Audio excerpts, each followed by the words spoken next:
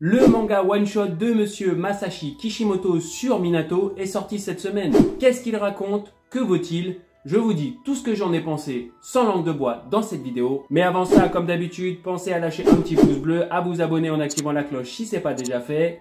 C'est parti!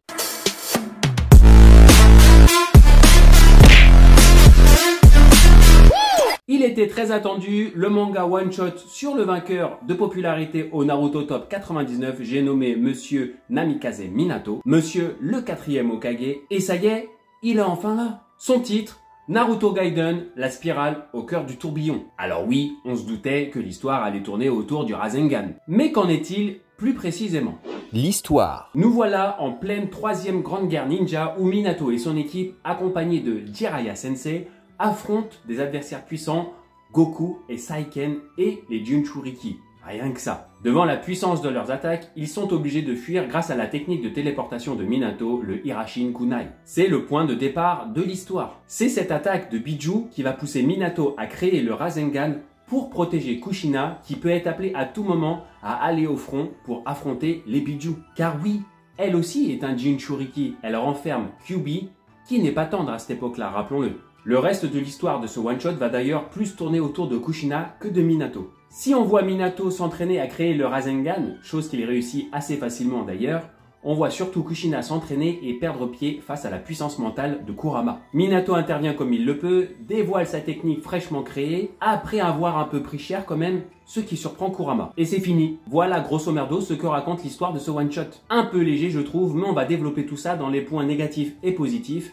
Selon moi. Les points négatifs. Je vous l'ai dit, ce manga raconte une histoire sur Minato et comment et pourquoi il a créé le Rasengan. Seul souci, c'est qu'on voit plus Kushina que Minato. Certes, c'est sa femme, et certes, elle est la raison du pourquoi il crée le Rasengan, mais tout de même, ça m'a quand même laissé sur ma faim de ce point de vue-là. Tout va très vite, trop vite, jusqu'à la conception même du Rasengan. On n'a pas d'indice de temps dans le manga, mais on a l'impression tout de même que Minato crée assez facilement le Rasengan, là où Naruto a quand même vraiment galéré. Et pourtant, Minato n'avait aucune info de comment créer le Rasengan, contrairement à Naruto qui était épaulé par Jiraiya. Pourquoi créer le Rasengan? J'avais parlé dans un short qu'il faudrait un grand adversaire pour pousser Minato à créer une telle technique, et il y en a un.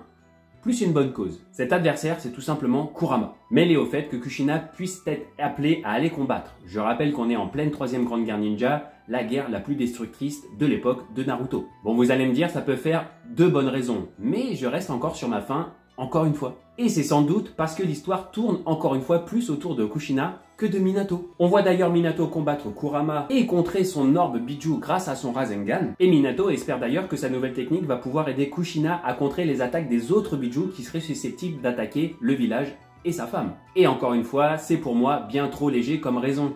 On l'a vu dans Naruto, un Rasengan ne peut pas contrer une orbe Biju. Naruto, avec sa plus puissante attaque, le Rasengan géant multiclonage mêlé au Rasen Shuriken n'a jamais pu contrer une orbe Biju. Ce qui floue complètement la création du Rasengan par Minato pour ma part. La raison n'est pas justifiée dans sa logique. Et ce qui, encore une fois, rend encore plus léger l'histoire de la création du Rasengan dans ce one-shot. Et le fait que ce one-shot se termine après que Minato ait réussi à contrer l'attaque de Kurama grâce à son Rasengan, ça accentue le fait que l'histoire passe beaucoup trop vite. Et selon moi, ça rend moins extraordinaire la création de cette technique qui est pourtant extraordinaire. Après, je conçois qu'il soit quand même difficile de faire plus détaillé en 57 pages. Mais je pense que ce personnage qu'est Minato et cette technique emblématique qu'est le Rasengan auraient mérité mieux. Les points positifs. Ah bah ça fait plaisir ces nouvelles planches. Et le coup de crayon de Monsieur Kishimoto est toujours aussi extraordinaire et son découpage des planches toujours aussi intelligent. C'est beau,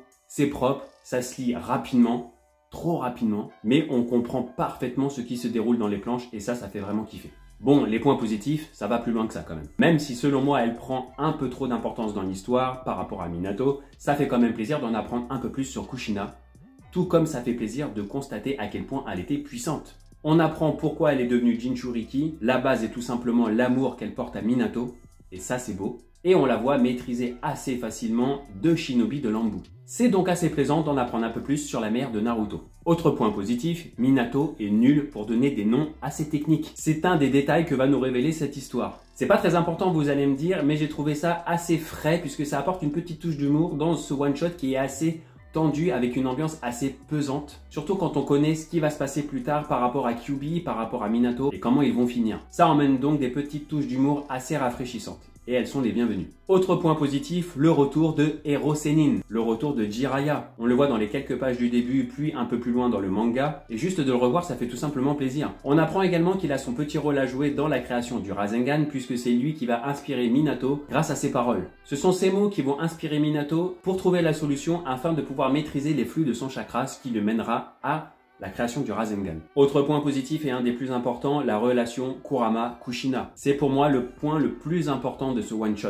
Et oui, il ne faut pas l'oublier, à cette époque, Kurama n'est pas docile. Il va tenter par tous les moyens de se libérer de Kushina, ce qui nous emmène à une autre révélation. C'est Kushina qui a entraîné Minato à maîtriser le Fuinjutsu, cette technique même qu'il utilisera un peu plus tard pour sceller Kurama dans son fils. Un des points forts de ce one-shot est également la relation qu'il y a entre Kushina, son passé et le fait qu'elle soit du clan Uzumaki et que le symbole du clan Uzumaki est un tourbillon et le lien qu'il y a avec l'orbe tourbillonnante. Tout ceci rejoint les deux bouts entre Kushina et Minato et laisse penser que les deux étaient vraiment faits l'un pour l'autre, que Minato a créé sa technique de Rasengan orbe tourbillonnante pour Kushina et que Kushina a appris de la part de son sensei que le tourbillon viendrait d'elle et qu'il fallait le nourrir d'amour, son amour étant bien sûr Minato. J'ai trouvé ce point assez poétique et assez stylisé. Concrètement, les deux personnages, Minato et Kushina, étaient réellement faits pour être l'un avec l'autre, l'un évoluant grâce à l'autre et les deux donnant naissance à Naruto, le personnage principal de l'aventure.